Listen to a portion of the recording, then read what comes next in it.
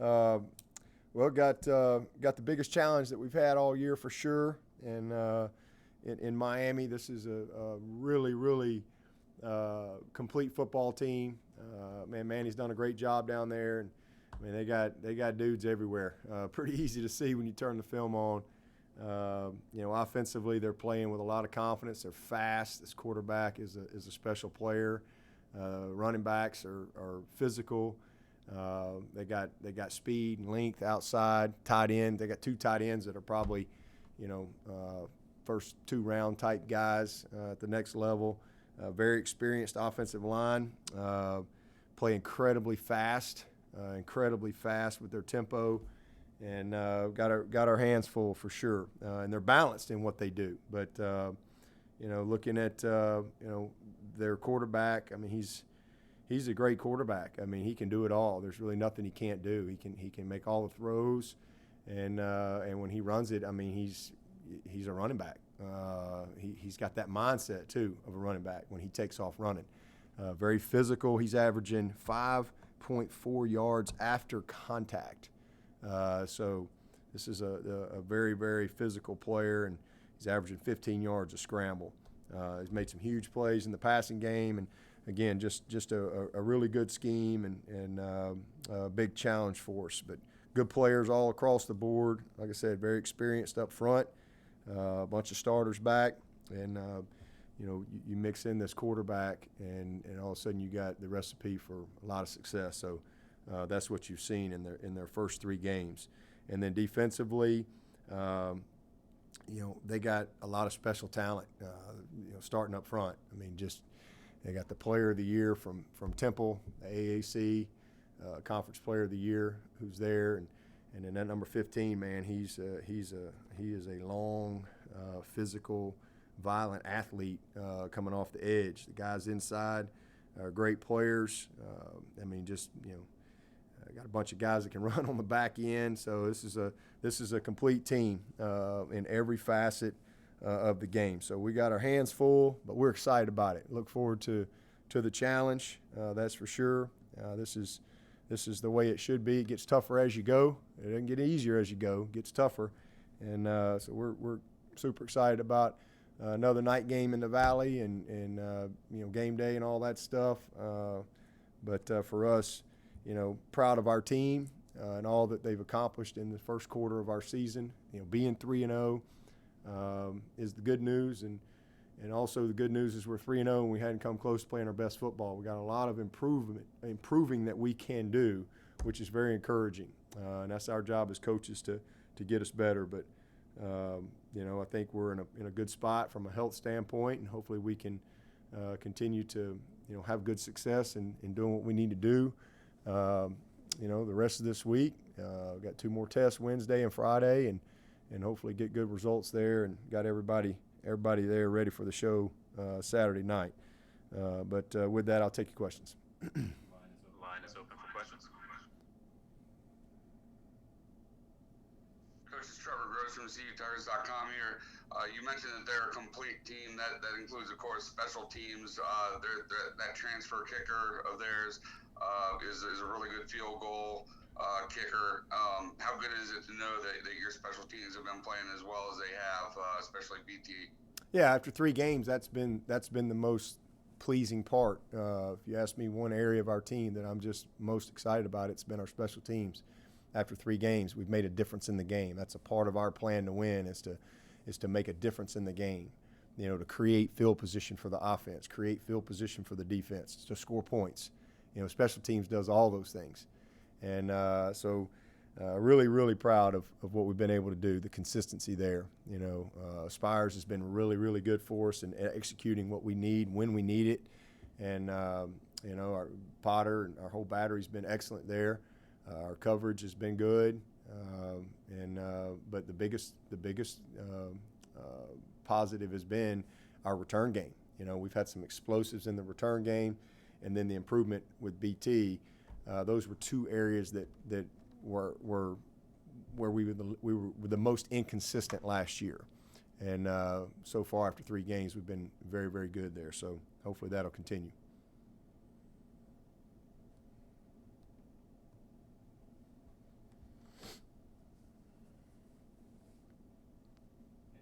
Anybody else with anything for Coach? Dabo, this is Larry Williams. With their front four defensively, do they mainly rely on them to generate pressure, or do they do some exotic stuff just with their fronts, or is it mainly just rely on those guys to disrupt? Well, they want those guys to. That's where it starts, for those guys to be disruptive, and they are. They're very disruptive. I mean, they're not sit and read guys. They're off the ball, in your grits, quick guys. So they're not sitting around waiting on anything. They're trying to create havoc, but they bring a fair amount of pressure as well. Whether it be zone pressures or blitzing more than you can block. I mean, they mix it up. And we've only got what we got so far on tape, but they definitely are not afraid to bring pressure, and they've shown that, whether it be corner blitzes, plugging the backers, adding on, whatever it may be. But it definitely starts with those guys up front and just being who they are and being fast and physical at the line of scrimmage. Coach, it's Trevor again. You went up against Rhett Lashlee when you played Auburn in 2016. How different or similar is his offense now, do you think, compared to what he did with Auburn? Well, I mean, I think he's running it for sure, and I think he's probably grown and evolved a little bit. I think he went to Connecticut and then he ended up over at SMU. So I think as coaches, you learn and evolve as you go through it. But he's still got his core philosophy. He's going to play fast. He's going to play really, really fast, and try to create some disruption in your communication and your ability to line up, and being disciplined and getting your eyes on the right things and create some explosives through that. I think that he's very committed to the run. There's no question about that. They've been really, really good running the football. They're balanced. They take their shots. First play of the game, downfield versus UAB. First play of the game against Louisville, boot. So I mean, they're going to take shots. They're going to create some gadgetry, if you will. Some of the things that I'm sure he's gotten from Auburn as well over his years with Gus. But he's done a good job. I mean, did a great job at SMU. Did a great job.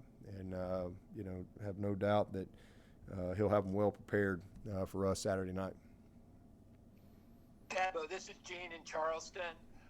Bryan Bresee, are you getting from him about what you thought you would get? And is there a former Clemson player you could kind of compare him to? And also, is there an opponent player that you could compare him to?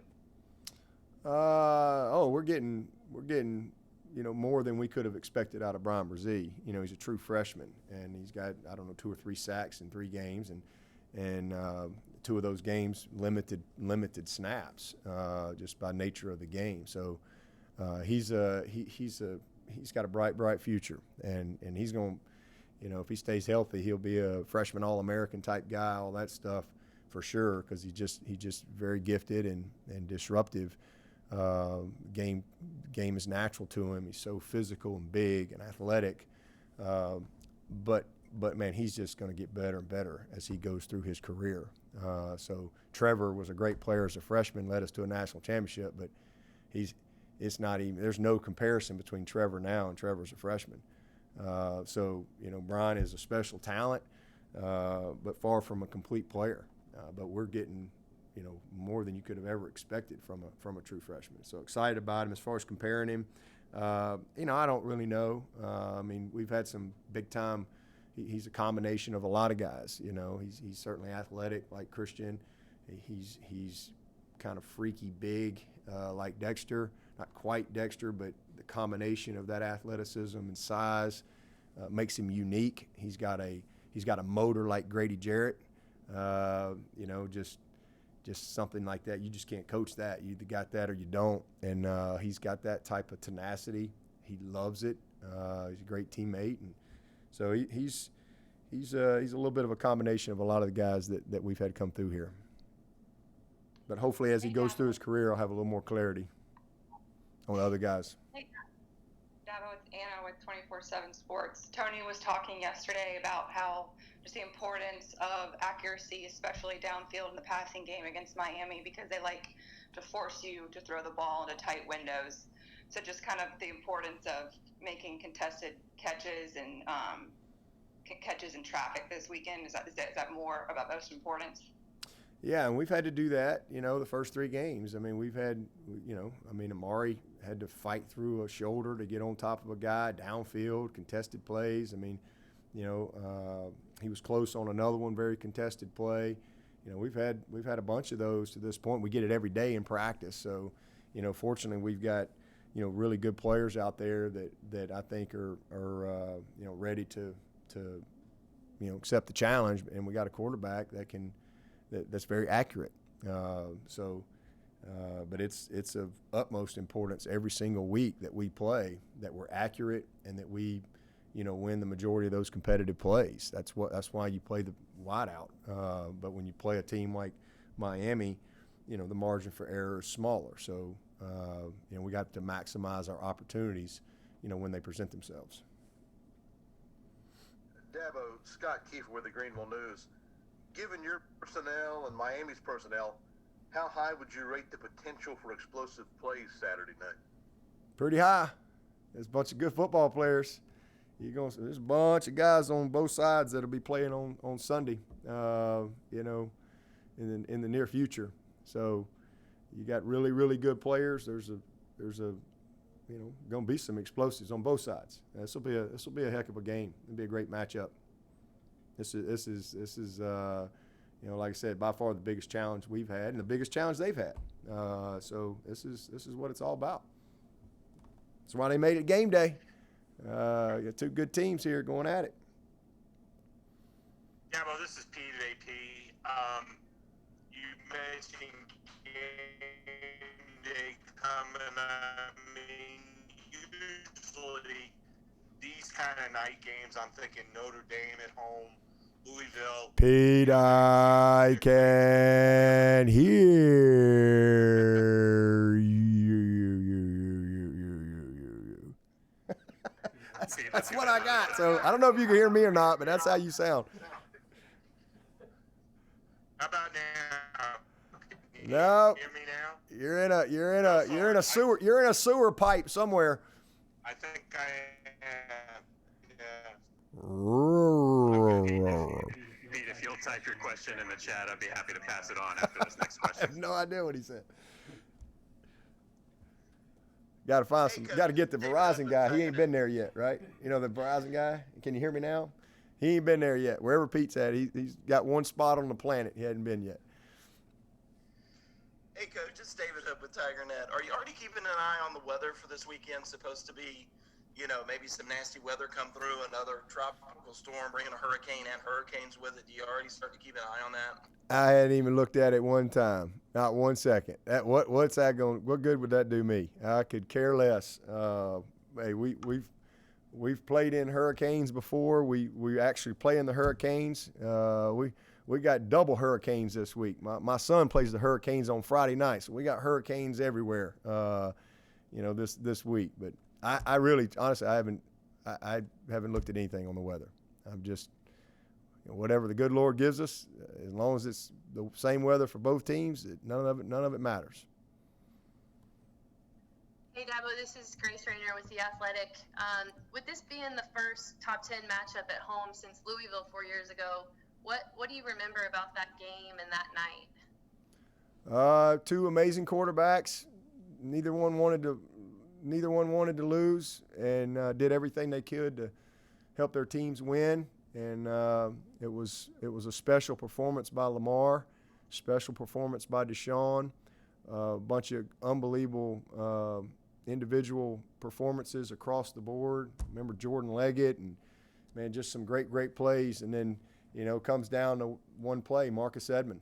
4th down. Game on the line. It was one for the ages.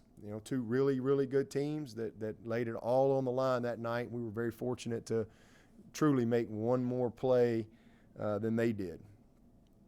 So we've got a question on behalf of Pete from the Associated Press. Do you think you'll lose something in a big night game at the Valley with a reduced crowd? I mean, I don't know. Where you go? I mean, we still got to absolute. I mean, you lose 60,000 people, so that they're not there. But you know, those 20,000 that'll be there, they'll give us all they got. So it is what it is. So again, I really don't spend any energy at all worrying about things that I have no control over, can't do anything about. You know, all my energy is directed to, you know, about getting the team ready to play and making sure we're sound in all areas. Coach Joe Gorcho, WIS. Trevor Lawrence was talking about how he enjoys the fact that Miami might bring a little smack talk before, during, and after plays. As a coach, do you like seeing players maybe exchanging some pleasantries during, or could that become distracting to what you guys need to accomplish throughout the game? Yeah, I just like guys to go play the game. You know, I mean, I think again, you only have so much energy, you know, and it's an emotional game for sure. You know, and there's lots of emotion, but I think there's a difference in being emotional and reactive and things like that. I mean, you got to just play the game, and you know, so I mean, there's energy and competitiveness and all that, but I think we want to win on the scoreboard. That's where we want to win, and to do that, you got to really focus on how you're playing, and you got to focus on your job, not who you're playing and, you know, what they may be saying or whatever. I've never really been much into that stuff. Dabo, this is Matt with the State. Following up on Grace's question, are there any similarities between King and Lamar, and what's the challenge like trying to stop quarterbacks that can do both the way they can? Well, I mean, it's always a challenge to stop, you know, gifted athletic quarterbacks. I mean, we had that last week. I mean, a kid was a great player. I mean, he's a really good player, very smart, athletic, tough.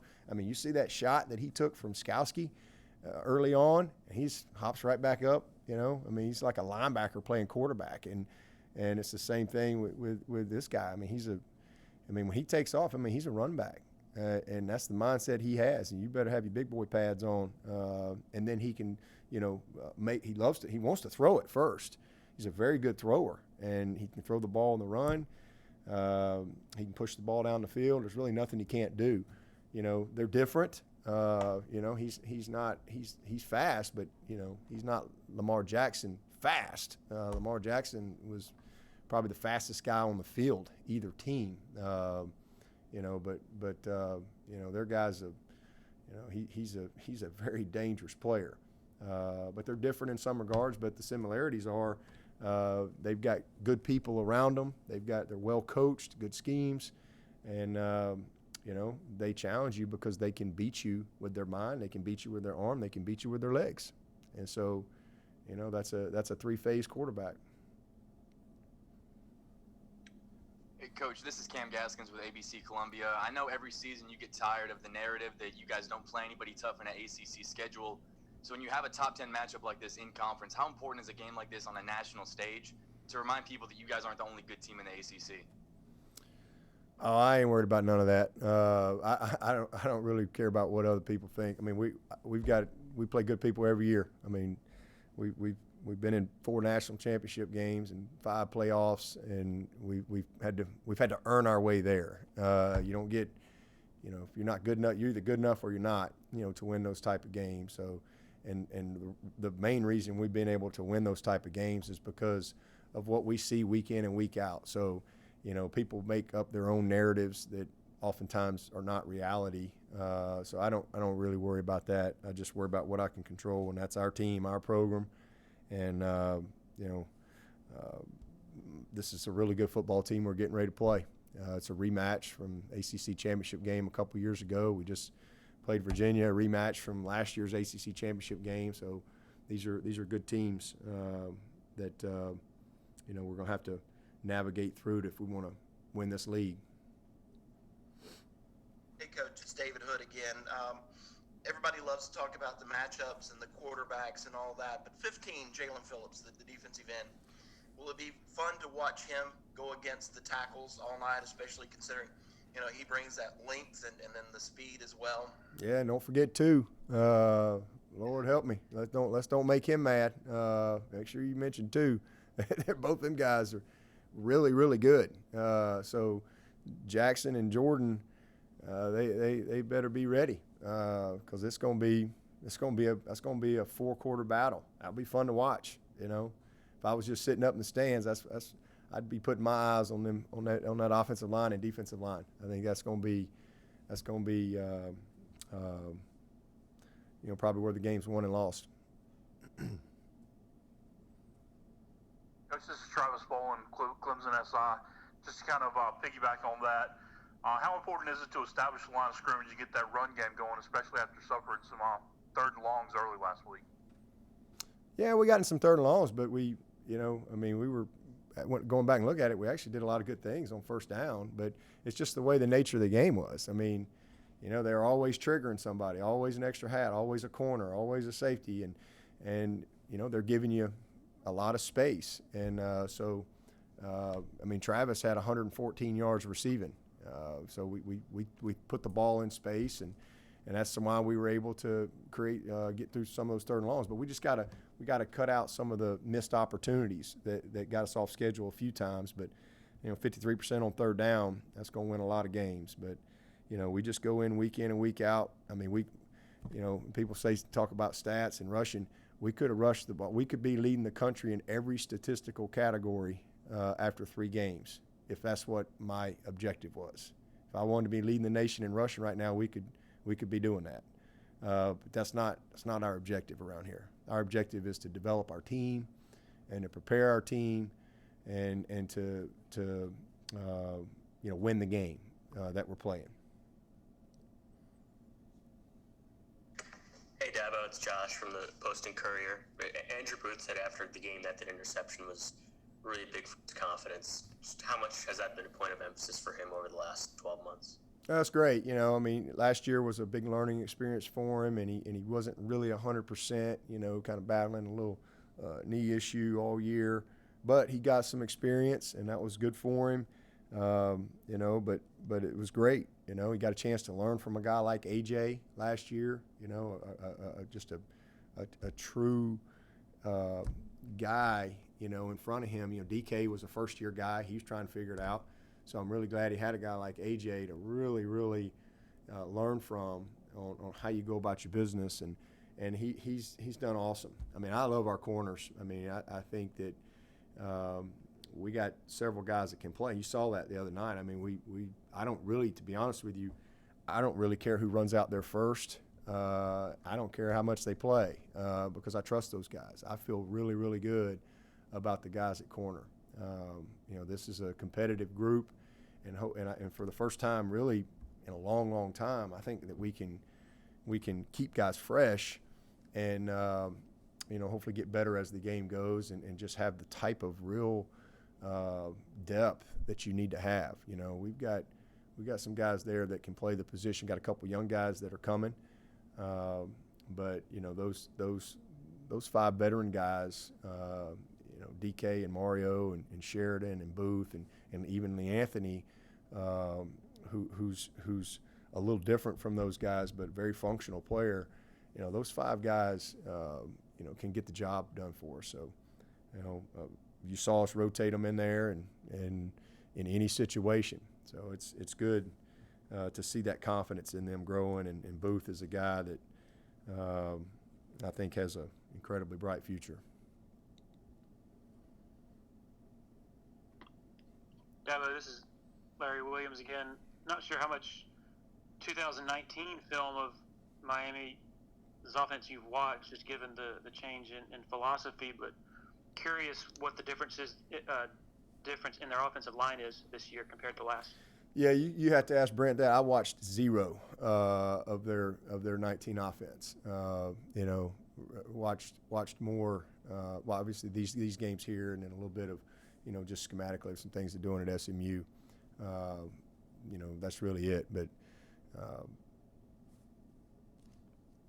they got a transfer in there at tackle, a little different. But I think we've gotten a good feel for them after 3 games this year. It's always difficult if this was an opener, you'd have to do a little bit more of that. But from a personnel standpoint, but with 3 games, against some, really competitive teams, I think even UAB is UAB's a good football team and well coached, and so I think we've got 3 good games to study up as far as the personnel stuff, and schematically there's really no carryover. So, but I'll guarantee you Brent watched every bit of it.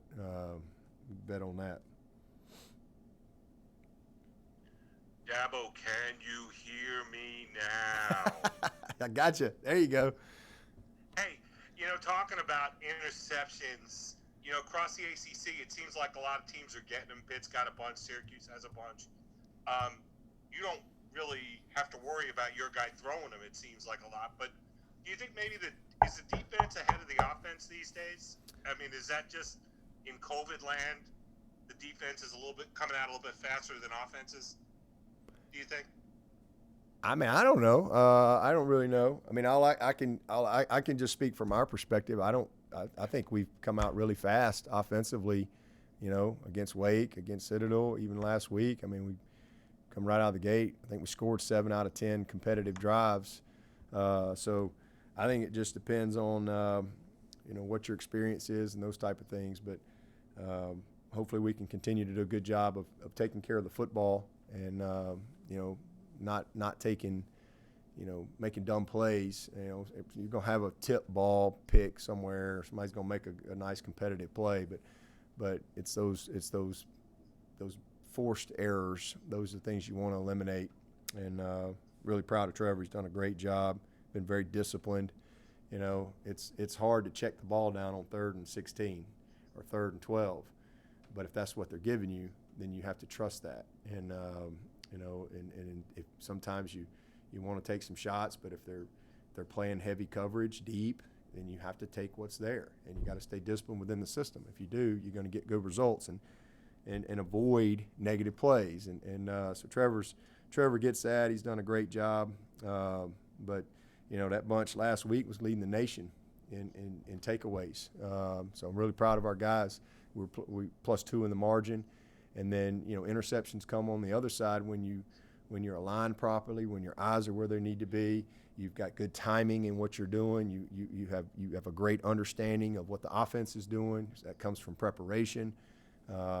So, we're off to a pretty good start, and hopefully we can continue to build on that. Thank you. Coach, this is Trevor again. I know you're more focused on your game this week, but the Pac-12 commissioner proposed a 8-team playoff last week. I know in the past you've been against expansion, but with this year, no crossover games, all the disparate schedules, you're going to have a lot of one-loss teams fighting over one spot. Your team could be one of those one-loss teams. Is this the one year that maybe they should consider going to 8 teams?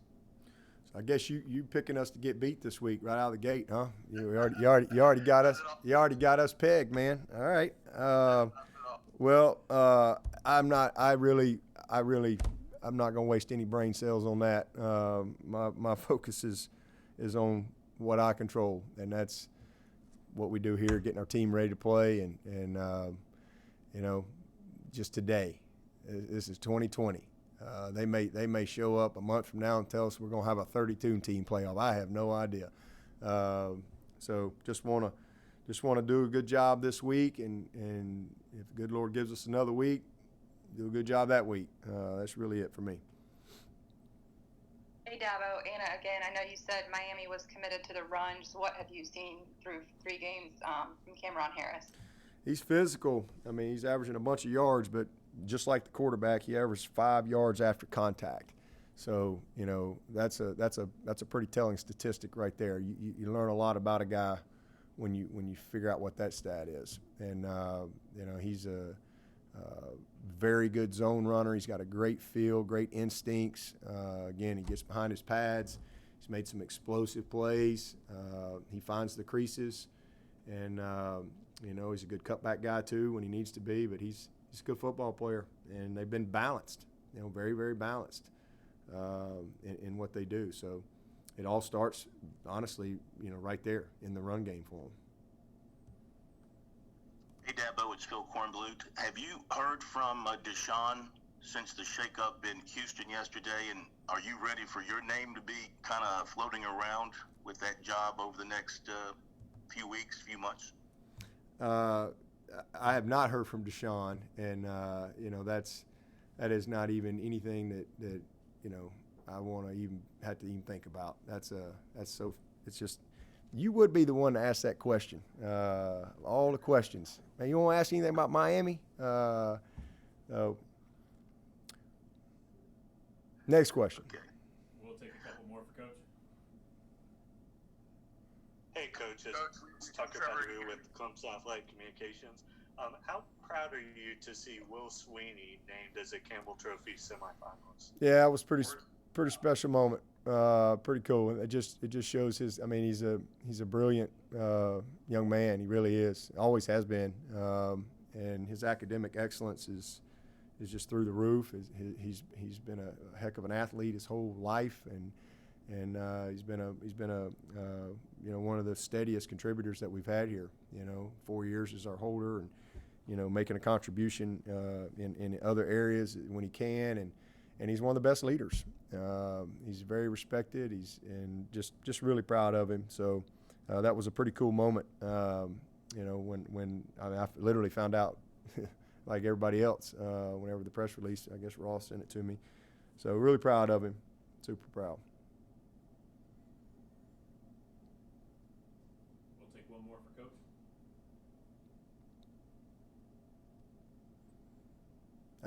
It's Trevor's birthday today, and Bresee.